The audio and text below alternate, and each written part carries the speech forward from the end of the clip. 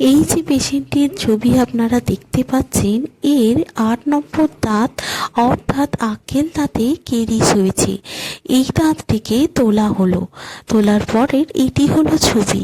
এটি একটি surgical extraction, কারণ কিছু কিছু ক্ষেত্রে আমরা দাঁত নর্মালভাবে না তুলে সার্জিক্যালি করতে হয়, কারণ সেক্ষেত্রে বিভিন্ন রকমের ফ্যাক্টর কাজ করে।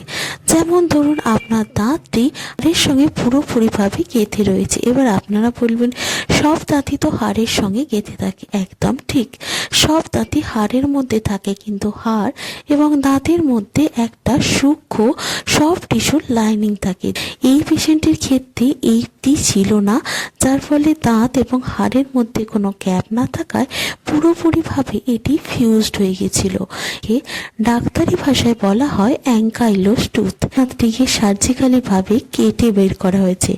এটি অনেকটাই টাইম সাপেক্ষ, ডিপেন্ড করে আপনার দাঁতের কন্ডিশন কীরকম আছে তার ওপর। থ্যাংক ইউ ভিডিওটি দেখার জন্য।